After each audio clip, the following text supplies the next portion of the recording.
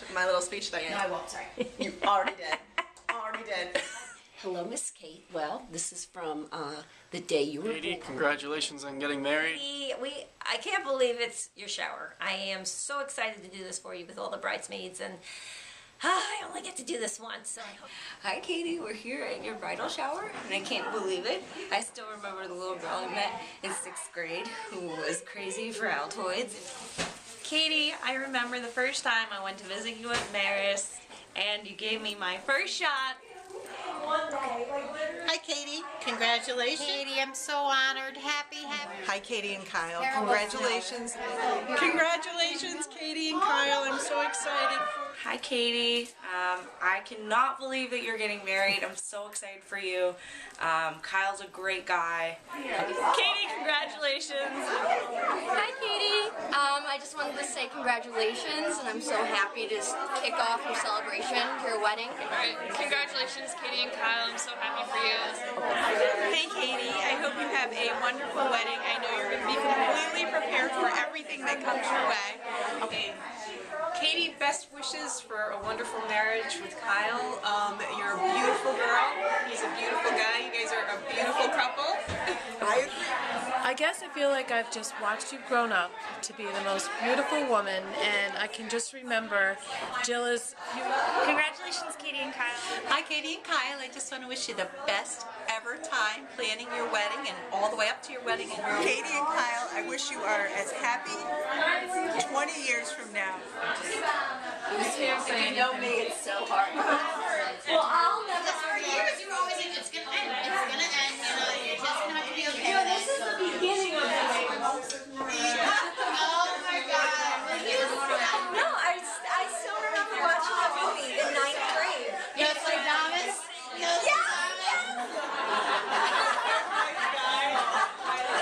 That's great. I mean, that's not when I first knew, but When did you first meet Katie? How long have you known? She was in 6th grade, I was in 7th. yeah, they were the stepsisters. That's stepmom. We were in Guys and Dolls first together, and I was in 6th grade. And there's a picture of us doing like the Hot Box Girl dance together. So that's when we met, but we really got close during Cinderella, and I was the stepmother, and them too were my stepbrothers. In case She was Cinderella. Never again. I was Cinderella back then. I was gonna pull that one out. Letting you know. What was holding us back so terribly were these fake grapes that we had to eat. Like, they were like on the table, we were just like, this one day, it was during the time we were auditioning. Hi, nice meeting you. Nice meeting you too. See you there. See you later. So we were auditioning at the time for West Side Story, and we had this dance combination to learn. So we were like, all right, let's just all go to the auditorium and, dance.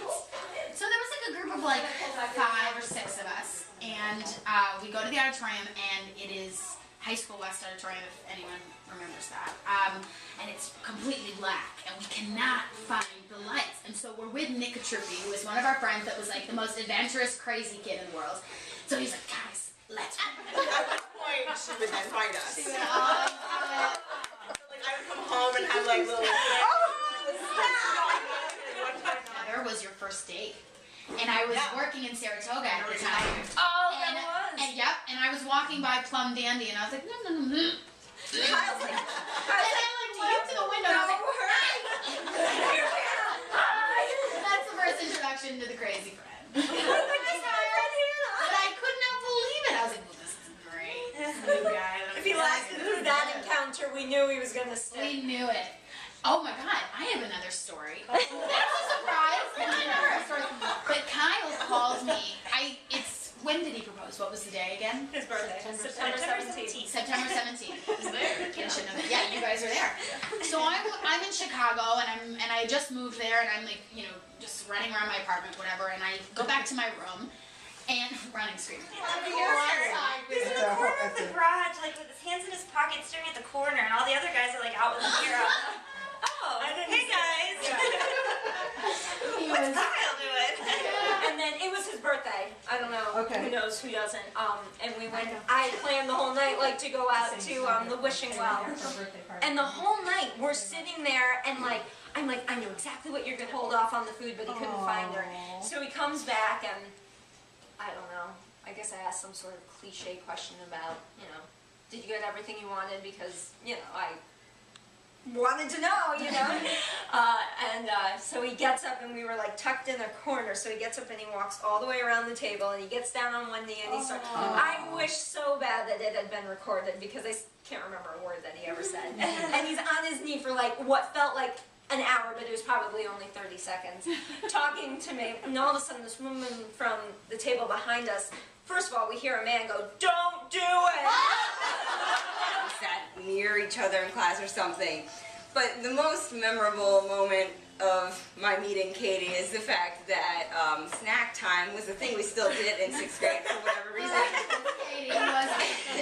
And obviously Katie is a sugar freak, a gum freak, mints, obviously the Altoids without a doubt. Oh yeah. And she would get absolutely psychotic after eating nicely. at snack time, and she would get crazy, and I would laugh uncontrollably at her, and Mr. Sherman would always be like, "Girls, you need to calm down," and I was just like dying because of all the crazy things Katie would do.